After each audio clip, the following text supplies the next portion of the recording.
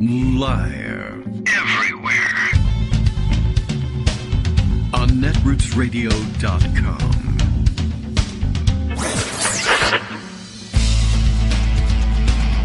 David Waldman. Kagro. In the morning. Now, here's David Waldman.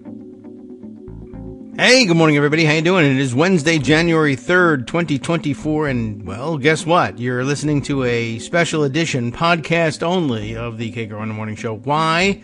Because, something that's never happened in the, I don't know how many years we've been even doing the show, but a lot of years, forever, it seems like sometimes.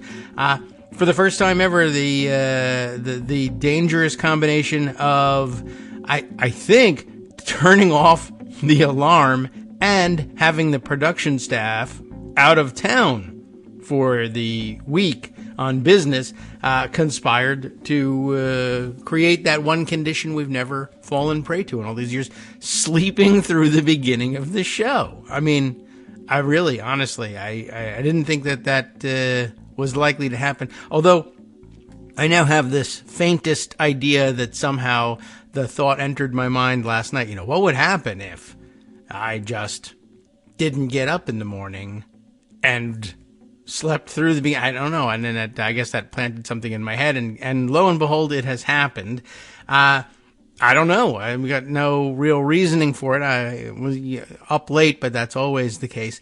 But at the very least, then usually there's people rattling around in the house in the morning as well. And this time, no. Just blessed peace and quiet. And I enjoyed it, I'm sure. But yeah, I woke up and then I thought, maybe I can hurry and get on the air for the second hour or something. Greg was all lined up and waiting and was wondering what was happening. Scott was wondering why there wasn't anything on the air. Justice was wondering why there wasn't anything on the air. It just happened. So here's what I'm going to do. Just to make sure that I don't leave you with absolutely nothing for the day. I'm going to do a podcast only thing. I think we'll just limit it to an hour just so that there's something on and I can update you on some of these stories, and I can't linger too long or it becomes Kagro in the afternoon and therefore invalid. And of course, we've all got things to get to do today, and it'll just eat up the entire day if we try and replicate the show exactly. So a 1 hour special, most likely here. And I've got a couple of stories to share with you. And then, of course, we've got Greg's lineup of stories too, but I guess we ought to save them for tomorrow, although maybe it'll be a backlog unless we get some of these things taken care of. I guess the big story of the day, and we should see whether he's got anything about that one, because, it is the big story of the day. I'm not super prepared to cover it because it's not exactly my area, but there are certainly some political ramifications to it that we need to discuss. And this is, of course, the resignation of Dr. Claudine Gay. Is that right? The name of this is where the story was a week ago, or, maybe 2 weeks ago. I had no idea who the president of Harvard was. And I had no idea who the president of any of these schools, University of Pennsylvania, and I believe the other one in the spotlight now, the president of MIT. And by the way, so anyways, she's resigned under fire from, the Chris Rufo forces who want to, remake American education in their image, the Elise Stefanik crew who simply want to find somebody to label as anti-Semitic because of the situation of protest over the Israel's war against Hamas in Gaza, and et cetera, et cetera. There are people who are on the targeting list for various reasons, and some real interesting analysis of why the targeting is happening and what the aim might be and who's on the list. But I did see someone mention, who was it? I don't remember which university president it was, who likewise was called out on the carpet essentially for this hearing and just said, you know what, I'm busy, I'm not going, and has therefore not been targeted in all of this. And maybe just that's the way to respond to these kinds of allegations and being called out into this embarrassing situation. I guess I will say, on the other hand, that the presidents of these elite universities ought probably to be able to recognize what's happening to them in life and deal with it appropriately. And they didn't do a particularly good job when they showed up in front of this investigative committee. Anyway, she's now resigning as well. The allegations that they threw in at the last minute to try and make it seem like it was about academic integrity, allegations of plagiarism in her doctoral dissertation, which are ridiculous on their face, as they even the proponents of this charge have been promulgating side-by-side comparisons with the material that she wrote and the material they claim was plagiarized. And it's from, well, you've seen it. It's from like the introduction to her dissertation and her acknowledgments. And she uses a turn of phrase that someone else once used in acknowledging the people who had helped them in writing the material, not the material itself. And then also, entirely routine descriptions of legislation that were being discussed in the paper, to say, well, it was passed in X year by Y vote and was aimed at doing these certain things about voting rights, and then using the same or similar language to describe that matter-of-fact passage of the bill. And this was highlighted and circulated by the Washington Beacon as proof positive of plagiarism, and everybody involved whose work was borrowed from says, yeah, this doesn't rise to the level of plagiarism. That's just not what it is. Well, you saw what happened in all of this. Anyway, just sort of acknowledging that this is happening. Maybe the reason I overslept, I was going to say, I overslept this morning. Actually, I was busy being approached to take over the presidency of Harvard, but I don't think anybody would believe that one. So I'm going with the much more believable, I just turned off my alarm and went back to sleep because there was no one around to tell me not to do that excuse. Anyway, we'll have to talk a little bit about that one, and I've got some interesting articles. A lot of the interesting analysis has pointed to Gamergate, actually. Have you seen some of this? Gamergate as the inspiration and the game plan for what was going on, and indeed it does seem like there's a lot of parallels, and we've talked about that on this show too many years ago. And more interestingly, sort of the outgrowth from Gamergate, or maybe parallel growth to Gamergate, of Steve KG Bannon's planning for sort of infecting the gaming community such as it might have been described at the time, even though I've just read a very interesting article reminding us that that's probably just a stupid descriptor in general, because so many people play games and therefore are gamers. But we're talking about a very particular type of demographic of gamer. When Steve Bannon was thinking about how can we exploit them, radicalize them, and use them politically. And it's very much the same or similar game plan to that. There's a very good article that I have, and maybe I'll share a little bit of it with you, that I saw being recirculated yesterday because it's a decade old now at this point, describing the tactics of Gamergate and how they did what they did in order to target disfavored people, or people who cross these trolling targeters and just find themselves in the crosshairs, and what they do to try to get rid of them. And it's very similar in its roots. And somebody else, as a matter of fact, let me just pull it up here. It is, as I said, it's an old article. It's from Deadspin, and I don't even know if they're even around anymore now that I think about it, but I can't keep track of all the comings and goings. But this, by Kyle Wagner, was published in October of 2014. And a long article, and not all of it is particularly relevant to what's going on, or immediately relevant. It's background about Gamergate, which you might benefit from a refresher on, or maybe if you just never followed it in the first place. But the most important point, I think, made here in the headline: the future of the culture wars is here. And it's Gamergate. And this is 2014. And you'll see if this article really kind of inspires you to see the parallel here. And And maybe the opening couple of paragraphs will help with that.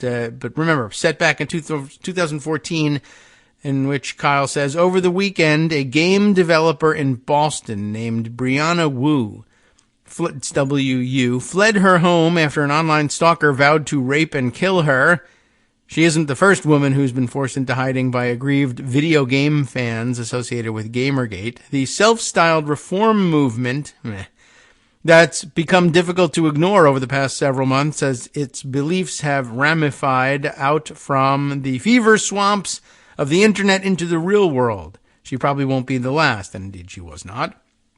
By design, Gamergate is nearly impossible to define. It refers variously to a set of incomprehensible Benghazi-type conspiracy theories about game developers and journalists, to a fairly broad group of gamers concerned with corruption in gaming journalism, yeah, right, to a somewhat narrower group of gamers who believe women should be punished for having sex, and finally to a small group of gamers conducting organized campaigns of stalking and harassment against women. There was a lot wrapped up in it.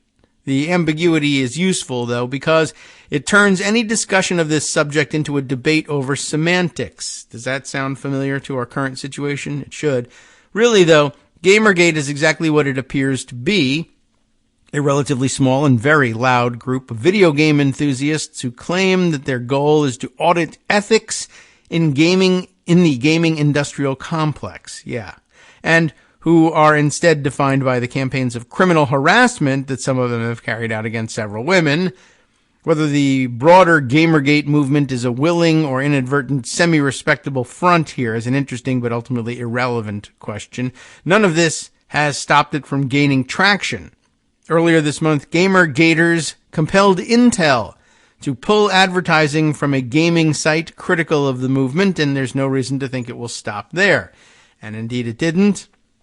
And not only did it develop and then run rampant and out of control in the gaming industry and the gaming journalism industry, or journalism about gaming, I guess, but it has served, I think, very clearly as a model for this sort of cancellation effort against the university presidents and many other people along the way.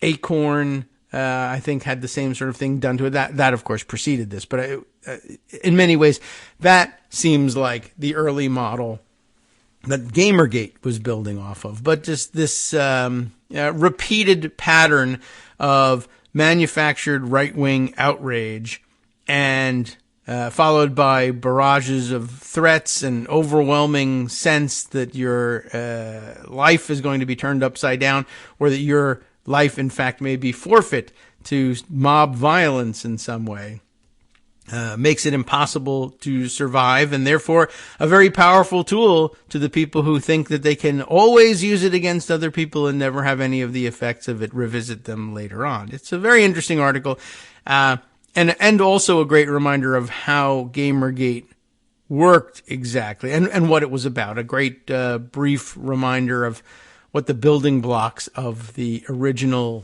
if there even was one original point of contention, was, but mostly about the tactics of sicking attack mobs on people until they either bug out and leave their home or quit their job as university president or whatever. And they're already, of course, moving on to target others. I also did see someone pointing out today, I thought, starting with the comments from Thomas Zimmer, the historian from whom we hear all the time on social media, who was reacting to the news that Claudine Gay was, in fact, resigning. Reported here by the New York Times as breaking news, Harvard's President Claudine Gay resigned after a new round of plagiarism accusations in her scholarly work emerged. Gay had faced backlash over Harvard's response to anti-Semitism on campus, which led to increased scrutiny of her academic record, which sort of feels like another similar running attack style. This whole thing is about Whitewater, and we just want to find out about the investments, the supposedly shady investments that the Clintons were involved in. And, we landed on Monica Lewinsky, and isn't that enough? And let's impeach for that instead. Sure. And then they tried the same thing with Benghazi, and we're not really sure where this one will lead, but certainly there's something we can use to attack Hillary Clinton later on, and it never manifested itself, and it never had to, because she was never finally elected president, so they gave up on that one, but they got what they wanted out of it. Anyway, Thomas Zimmer noting that today the anti-quote-unquote woke crusaders on the right got what they wanted, and it would not have been possible without the mainstream media eagerly propagating, laundering, and legitimizing a disgustingly disingenuous right-wing campaign. There's a whole thread that goes with this. How long is this one? I don't even know if it's all that long, but he then continues on by saying, none of this is surprising, although it is still shocking to see it play out like this. It is indicative of larger issues, the media's obsession with proving its neutral credentials, an increasingly reactionary anti-woke stance on the center, and America's elite accommodating extremism. Okay. Remember, this all started with Republicans trying to get the black woman fired by accusing her of anti-Semitism, a brutally cynical attempt by the party of Trump, Jewish space lasers, QAnon, and Great Replacement Theory to use Jews to strike against leftist institutions. This is a pretty good observation. We'll continue with this chain for now. When that didn't work, the right seamlessly pivoted to the accusation of plagiarism. Once again, Christopher Rufo, one of America's most successful far-right activists, played a crucial role in this pivot, never hiding his true intentions, and yet the media did exactly what he wanted. And that's just the story of Chris Rufo over and over again, which, he relishes, of course. And I wish we didn't have to say was true, but it does turn out to be the case. But again, yes, the interesting pivot. Just yesterday we were talking about the pivot that the Moms for Liberty type folks made. Well, the outrage of the moment is COVID-19 restrictions and kids not being in school. Okay, well, we protest then the vaccines, we protest the masks, we protest the closures, and as that fell away as a reason to protest, but we enjoyed the power too much, we just sort of pivot to, okay, well, what we're actually angry about is CRT. Okay, that's not being taught. Okay, DEI. Oh, okay, that's not happening either. All right, well, whatever the case may be. We're organized. We're here to protest. We'll come up with something. You're pedophiles. You are zombies. You are teaching that the Civil War was about slavery. You might have the wrong kind of book in your classroom. We have to burn everything, et cetera, et cetera. You've of course seen this play out. Zimmer continues by saying Rufo has always been completely transparent about the entirely dishonest nature of his reactionary projects, that he's been so tremendously successful in poisoning the polity and manufacturing nationwide crusades is a devastating indictment of our political and media culture. That's certainly true. How long does this thread go on? Rufo is celebrating. Note how he is explicitly pointing to one of the New York Times' anti-woke columnists standing in for the mainstream media as a whole as having played a crucial role in his plan. And in his replies, his extremist fans demand more blood. Who's next? They want to know. He then goes on to say, a while ago, I wrote about Rufo as a figure emblematic of the counter-revolutionary zeal, desire for vengeance, lust for radicalism, and brutal cynicism that characterizes the right today in a piece entitled Right-Wing Dreams of American Reconquista. We ought to take a look at that one. Perhaps I'll scroll back, though, to the top, and I should open this up so I can share the whole thread with you. But then there was an additional observation on top of all of this, which I got to still back up to get back to, came from, I got to get all the way up and reverse out of this thing. Is this not going to work? Oh, okay. I guess not. I've clicked on too many things here, but somebody pointing out here, this also has a parallel in other similar fights. Here we are. From Apocalyptica Now, as the screen name reads here. Do we find out anything more about her? No. However, this woman describes herself as Philly-ish. So Philadelphia area, but Apocalyptica now, I think, making a correct observation here, saying they used Asian Americans to take down affirmative action. They used Jewish Americans to take down Claudine Gay. Neither of these outcomes will help Asian or Jewish people. Tools get put back in their box. They don't get invited to dinner or taken to the country club. Ah, yeah. That's a pretty keen observation as well. There wasn't any benefit in this for any of the supposedly aggrieved groups, but they were used to accomplish an end. And you should be aware of that and not let it happen to you. Okay. Well, I didn't intend to spend this much time on that subject, but it is consuming a lot of the attention of certainly my circle of people in social media, and probably reflected in the frontline observations of everyone you're talking to as well. However, we have an opportunity to turn our attention elsewhere and cover a couple other stories that might be of interest to you. Some smaller parts of the overall news arch, and others, let's say, playing a larger part in it. But before we get to that, let me, shall I do it this way? No, perhaps in a shortened show. We'll stick with the theme, and we'll take a look at a couple of the other parts of the overarching theme in the news as we, I guess, in 2024 roll towards Trump's trials, which are scheduled to take place this year.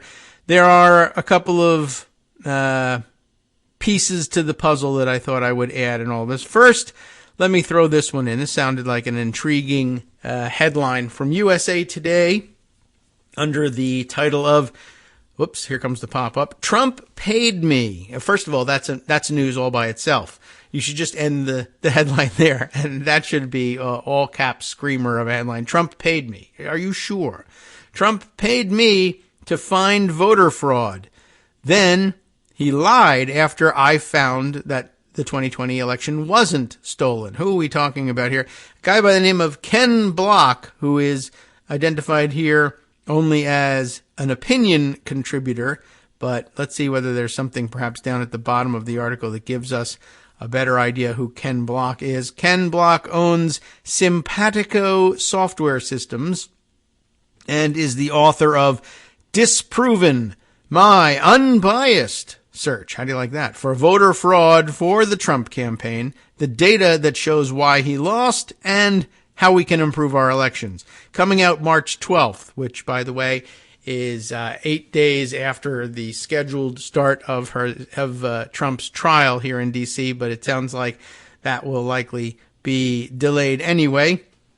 So it might be the case that his book is published before the trial actually begins. I wonder whether he'll have any role in the trial. Here's what he has to say in this USA Today article. I don't think we've heard his name before. The subheader reads, the cries that the 2020 election was lost or stolen due to voter fraud continue with no sign of stopping, but if voter fraud had impacted the 2020 election, it would already have been proven. Well, that's a pretty good basic assumption. Can a steady diet of lies and innuendo overcome the truth, he asks. In November 2020, former President Donald Trump asserted that voter fraud had altered the outcome of the 2020 presidential election. The day after the election, his campaign hired an expert in voter data to attempt to prove Trump's allegations and put him back in the White House. I am that expert who was hired by the Trump campaign. And we didn't hear very much about this guy. We really didn't. The findings of my company's in-depth analysis are detailed in the depositions taken by the Select Committee to investigate the January 6th attack on the United States Capitol, the full name of the committee. The transcripts show that the campaigns found no evidence of voter fraud sufficient to change the outcome of any election. That message was communicated directly to White House Chief of Staff Mark Meadows. So now we enter into new or ought to know territory that clearly should have been made available to the president. Probably was, probably chose to ignore it. But just a reminder that when it comes to a jury trial on criminal charges, in many cases, some of these charges will turn on that standard, that he knew or should have known that something was the case.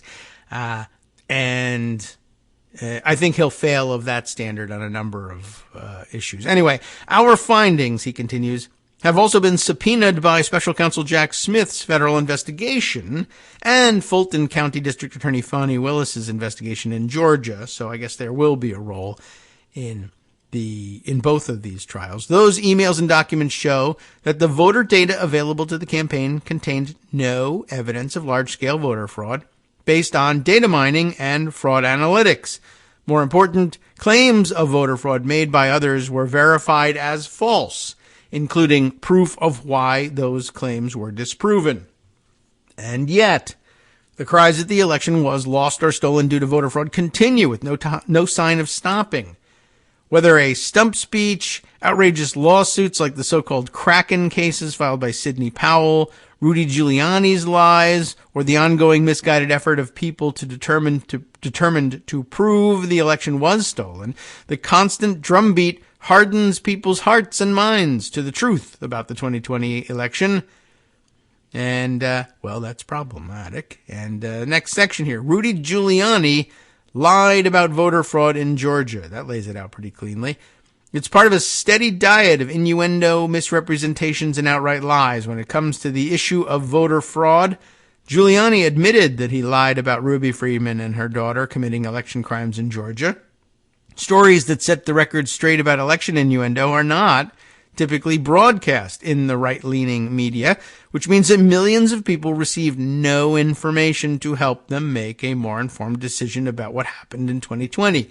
What these claims don't take into account is that voter fraud is detectable, quantifiable, and verifiable. I have yet to see anyone offer up evidence, and that's in scare quotes, of voter fraud from the 2020 election that provides these three things. Now, you and I have heard those reports, that there is no such evidence. My company's contract with the campaign obligated us, to the extent that anyone was going to make you follow any contracts, but it sounds like he was doing like normal business, despite the fact that he was hired by the Trump campaign. But it obligated us to deliver evidence of voter fraud that could be defended in a court of law. The small amount of voter fraud I found was bipartisan, interestingly enough, with about as many Republicans casting duplicate votes as Democrats. This, by the way, he says, this is a crime of privilege. Those with two homes sometimes take 2 bites of the electoral apple. There were also a small number of deceased voters. Still, nothing emerged that could provide a solid basis for a legal challenge to an election result in any of the states we evaluated.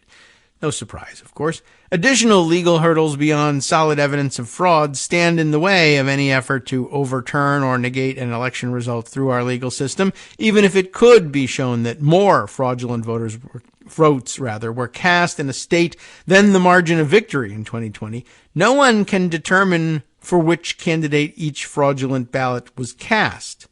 So, really, it was hopeless entirely right from the beginning. But they took a look in exchange for payment, allegedly. Next section, Trump's claims of voter fraud have no foundation in the truth. Well, no revelation here, but it's interesting to hear him say it because he was on the payroll. We vote anonymously and with good reason. No candidate can credibly claim that a fraudulent vote was credited to their opponent unless the person who cast that vote tells us. This means that a candidate trying to use voter fraud as the reason to change an election cannot show that the fraudulent votes caused their election loss. And that's going to be kind of the standard that you're asked to prove it to in a court of law. If you're suing to reverse an election. As a former gubernatorial candidate, oh my, I can admire the discipline it takes to stay on message on a single issue. So now I'm just curious. Where was Kenneth Block? I clicked through on the link. Where were you a gubernatorial candidate? Rhode Island's running in. He founded Rhode Island's Moderate Party. Oh boy. And ran unsuccessfully for governor in 2010. He switched to the Republican Party in 2013, surprise, and made an unsuccessful run for Rhode Island governor in 2014. So, interesting. Interesting, too, though, that this is the guy who comes forward to say, yeah, I actually got the paying gig to try to find the proof that they needed, and guess what? It doesn't exist. And it took him long enough to write his book, but okay. He was being careful and moderate about it, I'm sure. Anyway, where were we? There is no doubt that voter fraud can animate people, but it is one thing to provide a rallying point for supporters and quite another to drag our election infrastructure and legal system into a foundationless set of false claims. It is quite another thing. It's just that they have done this other thing, you see. A better use of time, money, and energy would be to address systemic weaknesses in our election system, such as the distressing lack of a national election infrastructure to enforce election integrity. And actually, to the extent we had anything close to it, it is under attack by Republicans, and Republican-run states are withdrawing from it, as we learned from the Eric situation a couple of, a week or two ago that we last addressed this. Anyway, we might prefer, he says, to address some of the lack of national election infrastructure, destructive practices to our elections, such as gerrymandering, and leveling the playing field so that our elections become fairer and more competitive. If voter fraud had impacted the 2020 election, it would already have been proven. Maintaining the lies undermines faith in the foundation of our democracy. So, not all that interesting of a conclusion, certainly. But, and quite honestly, not that revealing in the piece here. I just thought, the headline was really the most important point. I don't think I even knew. I guess they immediately hired the guy. They told him, yeah, there's no evidence. And then you just never heard from him again.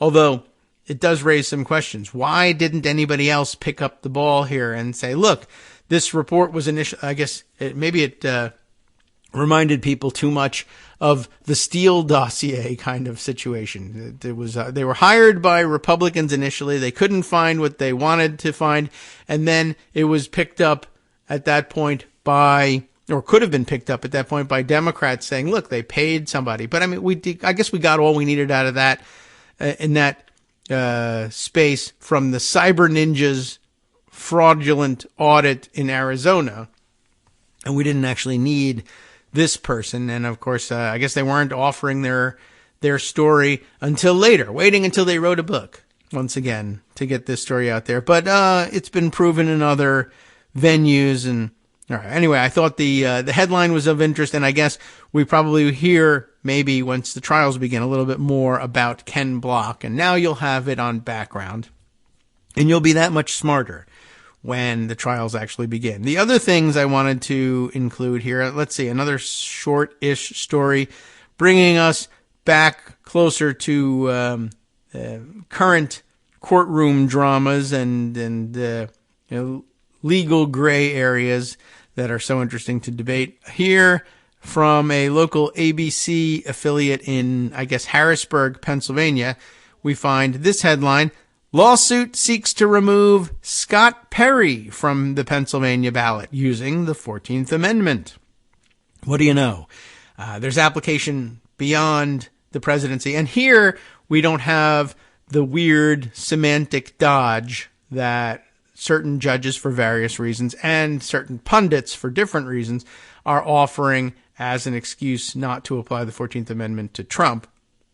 But senators and representatives are mentioned by title, so we don't even have that hurdle to clear. Here's the news. I mean, it is what it is, right? A lawsuit has been filed in Pennsylvania's Commonwealth Court to remove Republican U.S. House Representative Scott Perry from the 2024 ballot due to the 14th Amendment's insurrection clause. The lawsuit, which was filed on January 2nd by Harrisburg area activist and former congressional candidate Gene Stilp, calls for Pennsylvania's Secretary of State, Al Schmidt, sort of following the example of Maine here, calling on the Secretary of State to do the disqualification work in the first instance, to remove Perry from the ballot ahead of this spring's, 10th congressional district primary. The Constitution's 14th Amendment, Section 3, states, well, you know all about that one. That's the backgrounder. And the section they want to use, the lawsuit alleges that Perry, helped push conspiracy theories that the 2020 election was stolen and advanced efforts to replace the attorney general with a Trump loyalist.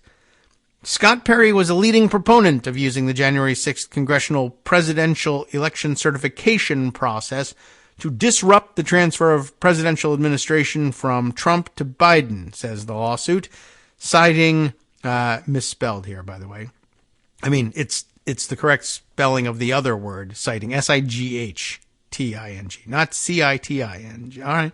It's supposed to be citing with the C. The FBI's seizure of Perry's cell phone records and other accusations made against Perry following the January 6th attack. The lawsuit also requests the referral of information of any possible criminal activity by Scott Perry or any other party discovered in this case to the Pennsylvania Attorney General for prosecution. The full lawsuit is embedded for your reading in below in this, but I don't think we're going to get through the entirety of that.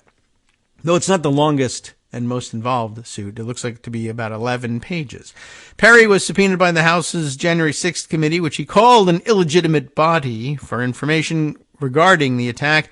Perry has not been charged with a crime in connection with the January 6th attack or the efforts to overturn the 2020 election. So all that remains there, that hurdle remains, that there's been no criminal conviction on charges of insurrection or anything like it. In fact, nothing at all for Scott Perry at this point. So I'm sure it's a tall order, but I don't know. I think the issue may, I could see it either way, I suppose. Some people would say, well, you're bringing it up in every case. It only cheapens the power of the 14th Amendment to bring so many cases against so many people.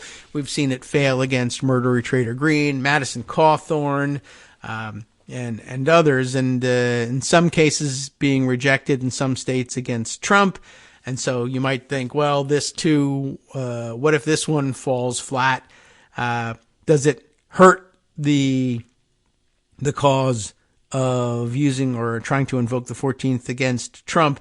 I don't think so. I think people see some of these, its use against senators or representatives as something of a sideshow, even though there it is listed first, if the order of the listing means anything to you. So you probably ought not to give up on the opportunity to use it against people who were demonstrably pro-insurrection back in the day. Okay, there's a couple other things. Well, here's another item I can include in the roundup for the day from the Washington Post. Again, the Post taking a good close look in the last couple of days at what's going on in Michigan, which is, of course, well covered for us by Rosalind McGregor.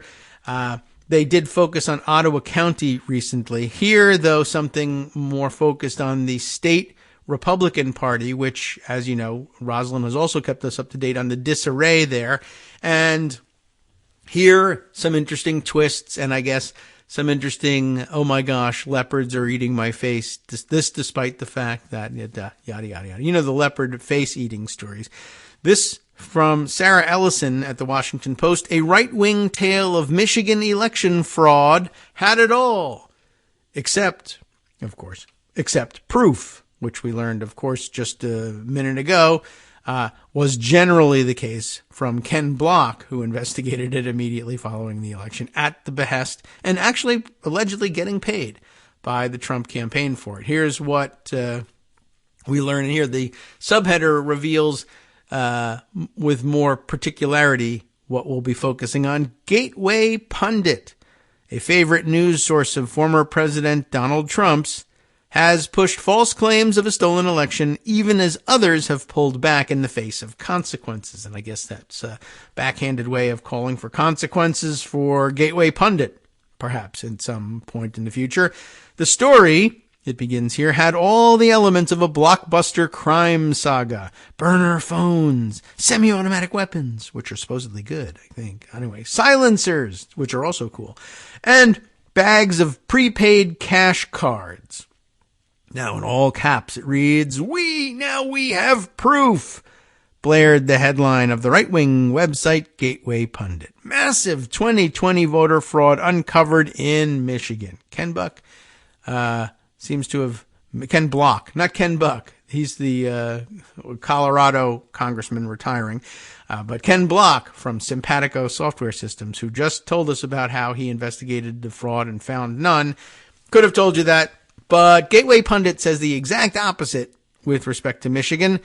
Here's what happened. The story referenced thousands, quote, thousands of fraudulent ballots, unquote, caught by Muskegon City Clerk Ann Meisch. Moosh? I don't know. M-E-I-S-C-H. We'll say Meisch. Meisch. Why not? Grateful readers deluged her office with hundreds of calls hailing her as a hero. The opposite of what usually happens. So usually it's death threats and the like if you say that. But guess what? Meisch knew it wasn't true. Oh, no. But I don't know whether she reveled in it anyway, but we'll find out. According to police reports, the Michigan Attorney General's office and an interview with Meisch, an employee of a voter registration drive company, there's apparently companies that do this, had submitted to the Muskegon city clerk thousands of voter registration applications weeks before the 2020 election, some with faked signatures and faulty addresses. And I guess this is the outcome of having voter registration drive companies. I suppose it's the sort of thing you can imagine if you say, well, we'll pay you incentive pay. You get this much money. The more people, the larger the number of people you register, the more you'll get paid. Something like that would obviously lead to, among certain types of people anyway, the desire to just fraudulently register people in exchange for money, but it might have been driven by something else. We don't know. Anyway, Meisch's staff spent hundreds of hours weeding out the bad applications. In other words, doing their job. The guns that were referred to, what was that about? The guns that the police found, well, they were legally registered to a landlord. Why they even mentioned that the person is a landlord, I'm not sure. Maybe we'll find out later. But registered to a landlord who had nothing to do with the registration drive. Maybe it was the worker who submitted these registrations, got himself into trouble, and they searched their homes and they found guns, but they didn't even belong to that person. They belonged to the landlord from whom this person was renting. I'd love to find out, but they're saving that nugget for later on, I hope. Anyway. But okay, so guns were found. Oh, we found it all, except this had nothing to do with anything. The prepaid phones and cash cards, what about that stuff? Well, they were given to temporary employees of this voter registration company to contact new voter prospects. If you're going to do outreach, to try and ask people, are you registered? And if not, can we meet you and get you registered? All right, well, here's some phones, prepaid phones to do that with. Well, more important to the story, of course, there were no fraudulent ballots, Meisch said in an interview. Not a single one that anyone in my office was aware of. But for Gateway Pundit, which is run out of its founder's home, and I can't knock them for that, and whose small staff produces stories that help set the agenda for Donald Trump's most ardent followers, I can fault them for that, the August story provided weeks of headlines that radiated across right-wing media and were repeatedly amplified by pro-Trump influencers, and of course Trump himself. That's despite the fact that it was published nearly 3 years after the election and after Meisch's staff had thwarted any fraud. Like they wait until 2023 and say, now we have the proof, even though nobody cares anymore. The outlet's emphasis on long-debunked fraud claims helps explain why election denial has proved so durable, despite the many efforts to halt the spread of disinformation and impose consequences on those who persist in it.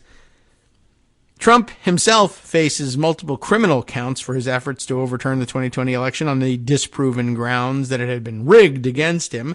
The Trump lawyers who pushed false voter fraud claims have, in some cases, been hit with criminal charges, as well as censure and disbarment proceedings. In mid-December, a federal jury ordered former Trump attorney Rudy Giuliani to pay $148 million to two election workers who sued him for defamation. Trump's largest media ally, Fox News, agreed last year to pay $787.5 million to Dominion Voting Systems to settle a defamation suit. Some right-wing outlets, such as Fox's smaller cable news rival Newsmax, have pulled back from election-related conspiracy theories in the face of lawsuits and threats of legal consequences. But through it all, Gateway Pundit has continued trumpeting disproven election fraud stories, even as it faces defamation suits over its coverage of the 2020 election. It has also taken its own legal actions against fact-checkers, disinformation researchers, and story subjects while pressing in court to make it harder for social media companies to crack down on misinformation. What a combination. They're really fighting hard in the opposite direction. But with whose money? The outlet's reporting was a favorite of Trump's as he clung to the presidency more than 3 years ago, aides said, and it has become a key amplifier of his continued fraud claims as he campaigns to return to the White House. Gateway Pundit traffic peaked in November of 2020 at nearly 7 million page views, and the site still averages more than 1 million visits each month, according to ComScore, which measures the readership of media sites. Less than a year from the 2024 election, the latest polls show that some 2/3 of Republicans falsely believe that the 2020 presidential election was rigged. Gateway Pundit's influence helps explain why, experts in disinformation say. Though the site employs only a handful of regular writers, it has played an outsized role in popularizing false claims. Gateway Pundit is a known source of disinformation that quickly trades up the chain, says Joan Donovan, an assistant professor at Boston University studying online disinformation and media manipulation.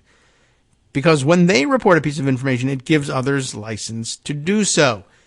The site's founder, Jim Hoft, who started blogging as a hobby in 2004, is among the best at creating a right-wing ecosystem. Not ecosystem, but echo-system. Right-wing podcast host and former Trump advisor Stephen K. G.B. Bannon said in an interview.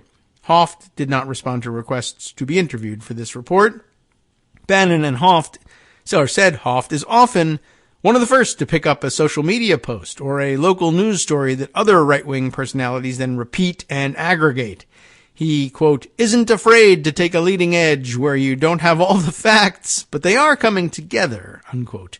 Bannon explained, which just should be used in his as testimony in his defamation trial at some point. Once Gateway Pundit, puts up one of its signature all-caps headlines on a story, that provides what Bannon calls infrastructure, upon which his own podcast and other right-wing outlets and influencers can build. Once somebody has committed the crime, you can all point to it and say, there you have it, blaring headline, and if it's not true, go sue him, not me. That infrastructure was useful to pro-Trump One America News, or rather pro-Trump One America News. There we are. I disoriented there for just a second. A small cable network, of course, you know all about it, that pushed conspiracy theories about the 2020 election. A former OAN producer attested that he and his colleagues were directed to consult Gateway Pundit when they arrived at work to inform them of the day's programming. In other words, the Gateway Pundit is essentially the assignment desk. According to depositions and documents from a defamation lawsuit filed against the Trump campaign and others, including Gateway Pundit, by a former Dominion Voting Systems executive who was falsely accused by Trump allies of helping to swing the 2020 elections. And here's a quote, check Gateway Pundit, Epoch Times, and The Blaze right when you get in. These are very helpful to find good OAN content. This is just damning, actually. I mean, whatever. Depending on what you're suing them for. But this read one January 14th, 2021 email to producers from the channel's news director. OAN settled its case under undisclosed terms in September. I guess it was damning after all. I mean, to say as a news source, a supposed news source, what you should do is look to the known disinformers every morning as your assignment editors. Well, no wonder they ended up settling the case. Gateway Pundit's articles were chopped up sentences that were drawn from whatever crazy thing a Twitter user was saying about election denial, the former producer, Marty Golingen, said in an interview, and they would spin it with maximum outrage and reactionary emotion. In the weeks before he left office in 2021, Trump brandished printouts of Gateway Pundit articles questioning the results of the election, say former aides who spoke on condition of anonymity to describe private White House conversations. When he was looking for evidence, Gateway Pundit was one reliable place. I go to put that in quotes, reliable. It was reliably a source of disinformation that he would like, but that's it. Gateway Pundit was one reliable place he knew he could go for validation and maybe even some new ideas, said one former aide. The site has been influential in promoting false election fraud theories, even though some of the most influential figures on the right say they don't trust it. One prominent conservative radio host who spoke on condition of anonymity for fear of offending political allies said in an interview that the site's stories are, well, we'll let Greg say it. That's bullshit. Yes, that's what's going on there. Gateway Pundit represents a fringe segment of so-called conservative media that's driven by conspiratorial clickbait to drive revenues to stay afloat, the host said.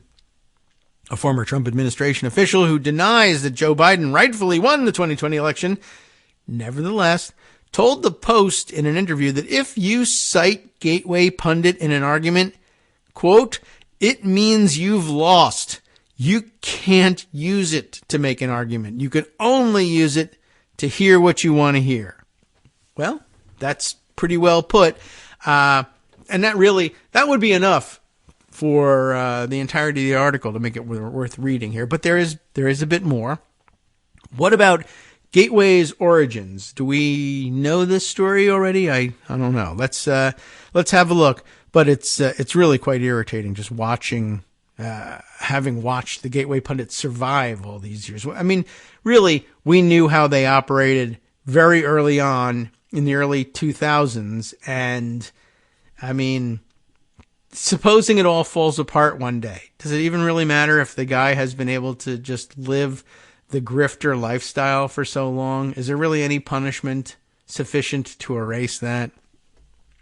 In the nearly 2 decades since its founding, Hoft's website has spread debunked conspiracy theories on a wide range of topics.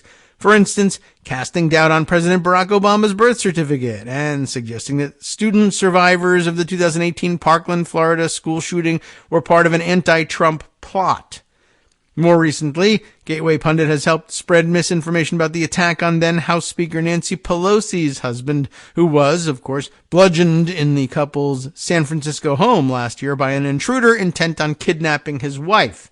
In case you were wondering just how dangerous a place is Gateway Pundit. I mean, what does it mean that a totally insane fraudster and grifter is got a direct pipeline to the admittedly deranged, but the brain of the then President of the United States? Who knows where nuclear missiles might be flying if it wasn't for other people standing in the way of, or making it difficult for someone like Trump to stand up and, amble over to the right buttons to press to actually do any of the things that he gets planted in his head by somebody like Hoft. But, that's, again, the danger of electing somebody who's somehow more competent at pulling levers, but equally Trumpy in their thinking.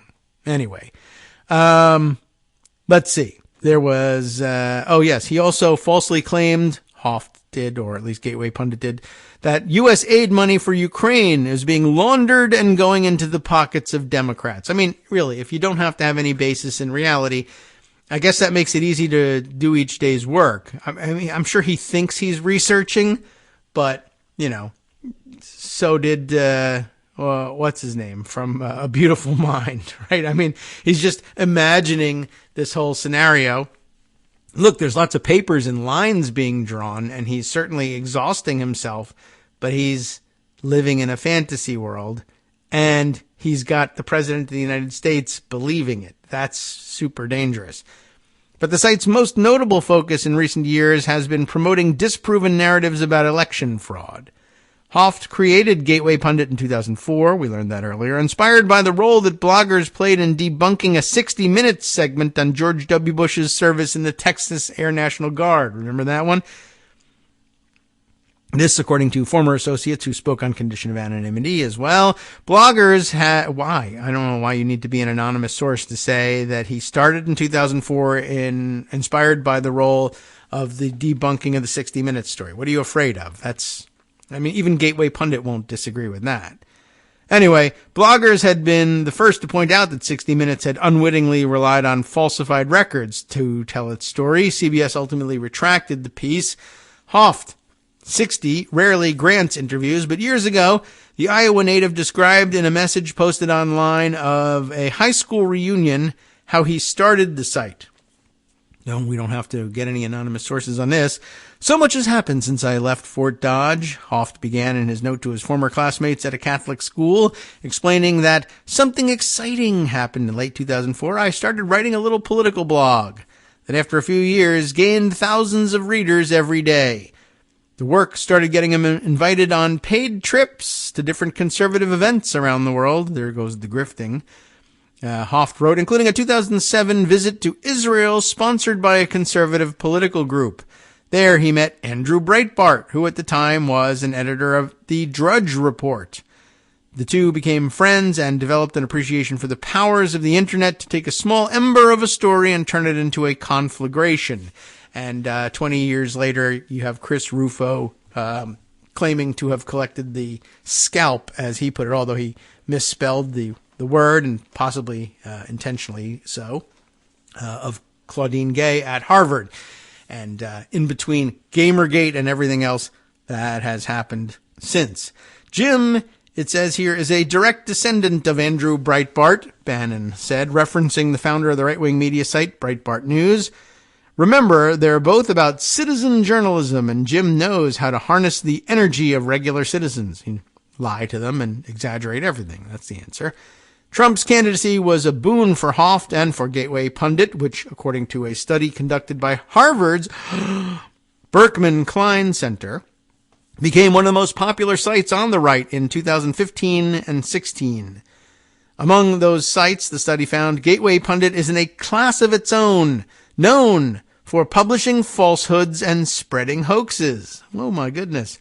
In 2020, Gateway Pundit became a key part of what researchers at the University of Washington and Stanford University, among others, deemed a disinformation campaign produced by hyper-partisan media and political operatives, while working alongside ordinary people to produce and amplify misleading claims.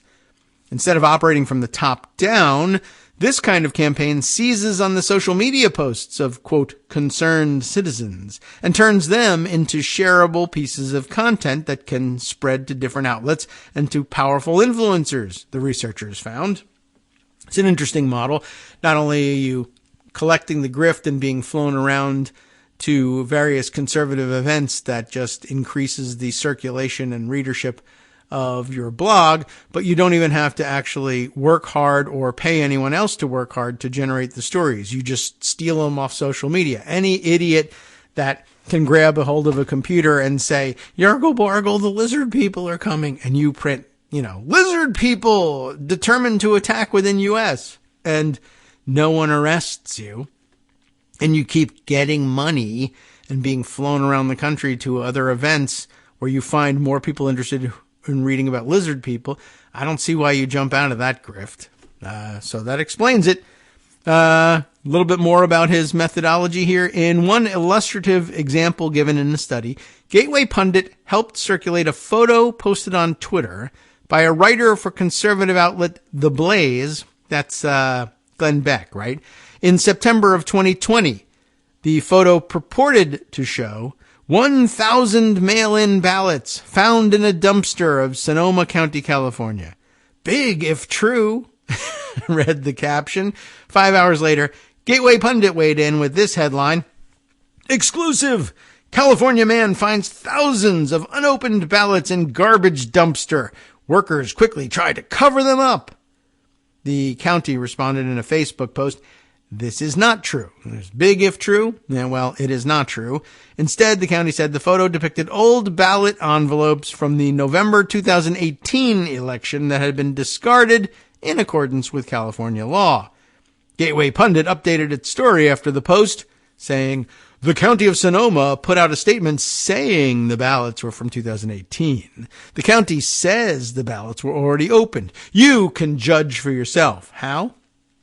I don't know. But you can. Go ahead and do it. In May, Hoft, alongside a co-director of a coronavirus vaccine skeptics group, sued the researchers, alleging that the entities colluded to censor speech by sharing their research with social media platforms as part of an attempted crackdown on misinformation.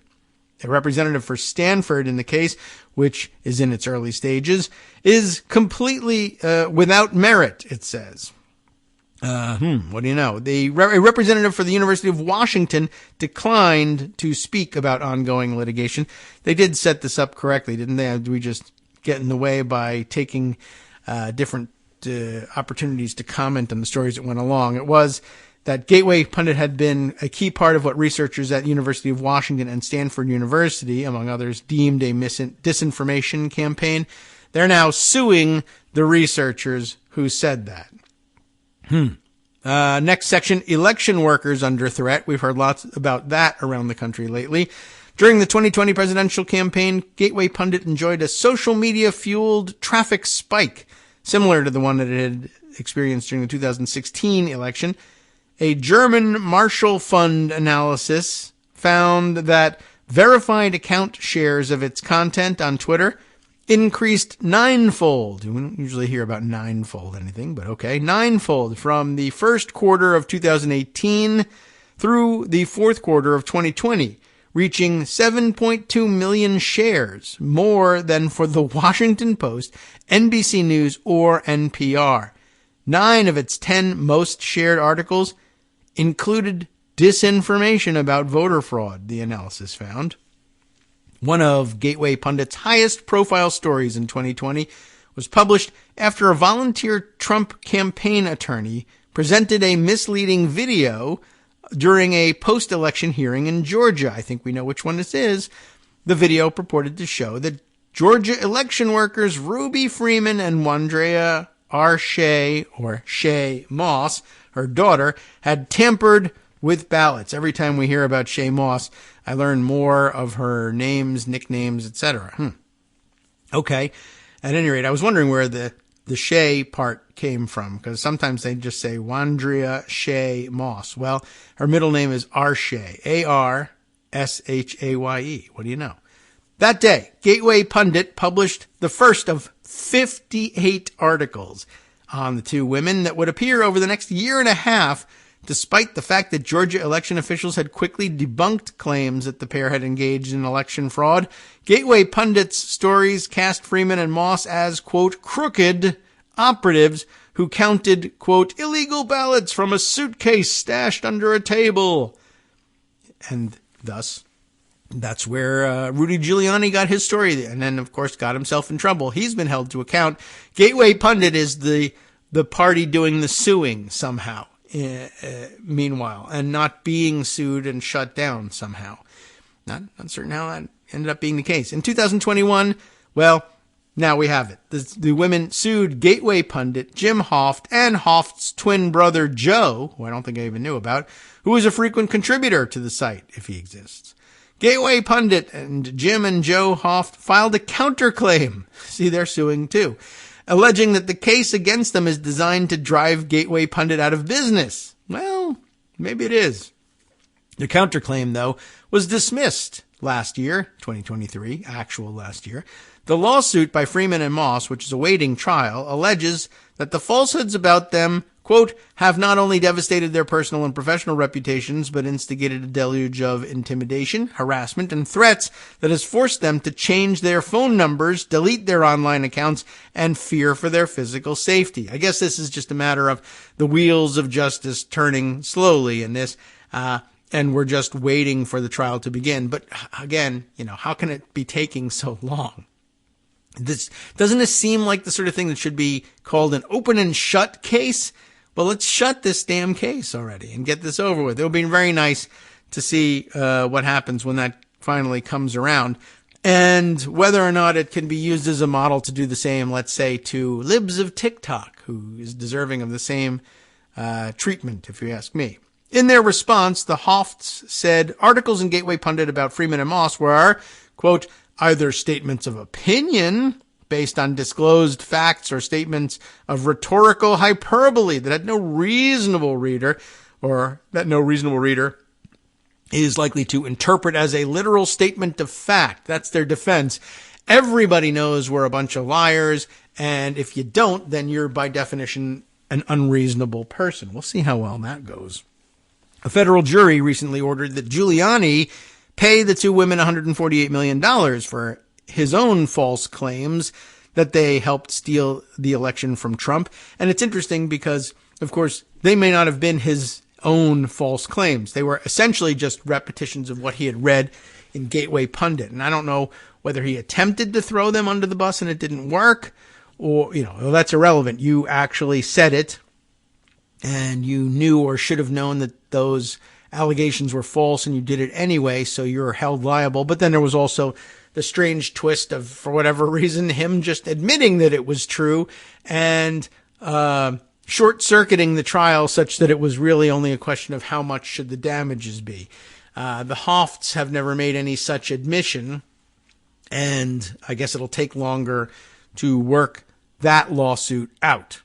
Anyway, so yes, the federal jury recently ordered Giuliani to pay $148 million. His lawyer, Joseph Sibley IV, don't mistake him for Joseph D. Sibley III, told jurors that the Gateway Pundit had been patient zero for the false claims. So they did, in fact, try to throw them under the bus. It just wasn't relevant to the outcome of the Giuliani case. They didn't excuse him as having been, some innocent person misled by the Gateway Pundit, but that he knew or should have known that it was all false. And now later, some other jury can turn its attention to the Gateway Pundit. Next section, not a smoking gun. Let's see what's up here. Maish, remember her, the Muskegon city clerk, fears that she may come under the same kind of attack when people learn that she doesn't believe she uncovered massive voter fraud in her city. I'm just worried people will turn on me, she said. Gateway Pundit's August 8th story about Muskegon, a formerly booming foundry town on the eastern shore of Lake Michigan that Trump narrowly lost in 2016 and 20, outlined a purported voter fraud conspiracy. The report was built on a police investigation that had been reported on 3 years earlier by local news outlets. The police had found, you'll never believe it, no evidence of a broader effort to subvert the election, but referred the case to the FBI because the voter registration company at the center of the case was based out of state. The FBI did not respond to requests for comment. Gateway Pundit published a copy of the 2020 police report, which contained new details about the investigation, including that police had found guns in the storefront that the voter registration company had rented. There's the answer for that, finally. Almost immediately after publication, other right-wing outlets picked up and amplified the piece. The same day the story was published, Bannon hosted Hoft on his daily podcast to discuss it. Over the next 2 days, then Fox News host Lou Dobbs, conservative podcaster Joe Altman, I don't think I ever heard of him, and Right Side Broadcasting, a pro-Trump streaming service, cited the story. Dobbs called it a guide to how the Marxist Dems stole Michigan. Altman said the gun silencers, also known as suppressors, were evidence of organized crime. Bannon said the story showed that Demon Michigan Attorney General Dana Nessel, a Democrat, was a liar. For the next 10 days, Gateway Pundit averaged a story a day on the topic, eventually publishing at least 40 pieces. During that period, an array of right-wing podcasters all discussed the story on their shows, including former Fox personality Dan Bongino, Turning Point USA founder Charlie Kirk, and Jack Posobiec, a far-right blogger, all of whom are still free and roaming the streets of America and must, I think, at this point assume that they'll just never be held to account. 12 days after the initial story was published, the Michigan Attorney General's office issued a statement responding to the report, citing its false claims of election law violations. Despite Gateway Pundit's continuing claims to the contrary, the 2020 election has been thoroughly litigated and audited and has been proven well beyond a reasonable doubt that it was fair and accurate. The statement read, the voter registration company employee who had handed in the faked registration applications to the clerk's office had not filled them out herself. She was responsible for collecting the registration forms from many employees and submitting them in batches. According to Nessel's office, voter registrations in Michigan are nonpartisan. The state attorney general's office said that while it had not ruled out that a crime may have been committed in Muskegon, numerous state agencies had investigated and none had uncovered evidence of successful fraudulent registrations because they had all been intercepted and not filed into the state's voter database. This is, once again, not a smoking gun for their long-debunked theories. The statement read, but Gateway Pundit was unbowed. That same day, the site published another piece on Muskegon, and Hoft appeared on Bannon's podcast again, calling Nessel's statement confirmation of the Gateway Pundit story. On September 5th, Trump posted about the story on Truth Social without comment and was reposted 3,300 times. In late August, the Michigan Republican Party held a news conference in Lansing, the state capital, that party chairwoman Christina Caramo billed as an opportunity to, quote, address the recent reports of election corruption uncovered in Michigan. The constant question surrounding our election system is an absolute threat to our republic, Caramo said. No one is going to continue to convince us that these are all just a bunch of anomalies. Oh boy. Gateway Pundit slanted the story to make it seem that the attempt to interfere with the election was successful. According to Karen Buie, I guess, B-U-I-E, the Muskegon County clerk, said in an interview, there was an attempt. You can't negate that, but it failed because we have systems in place. Maish, the city clerk, and Buie is the county clerk, Maish said in an interview that she is bracing for even more mistrust of the system that she has worked in for over 30 years to protect. Already, she says, paranoia among voters has been growing as baseless conspiracy theories spread about voting machines and drop boxes. We haven't yet seen the full impact of the Gateway Pundit story, said Maish. We won't see that until the next presidential election. And of course, here we are, just about ready to start voting in the early states as well. But for Gateway Pundit, the impact is already apparent. In July, the month before the Muskegon story, the site's traffic fell below 700,000 unique visitors for the first time in years, according to ComScore. In August, though, it more than doubled, back up to 1.5 million, obviously validating their efforts in their eyes. So, yeah, wheels of justice turning, but turning very slowly, and, the age-old truism about falsehoods, I guess, and that the corrections take forever, and what the truth is still getting its pants on after the lies have spread around the world. Well, that's the basis of this guy's entire career. And although, he's been sued by the election workers in Georgia, and his, I guess, trial is pending, there's clearly no sign. I mean, the guy's insane, so, we shouldn't be looking to him for any sort of signs that he's being dissuaded in any of this. But, I don't know, man, it's just one of those, why do you get out of bed in the morning stories? From networksradio.com. You have been listening to Kagro in the Morning with David Waldman. And, well, what could be more relevant as this special edition of the After Hours podcast of the Kagro in the Morning / afternoon show is happening precisely because today I didn't get out. There's still no reason to get out of bed no matter when you do it, but we soldier on nonetheless.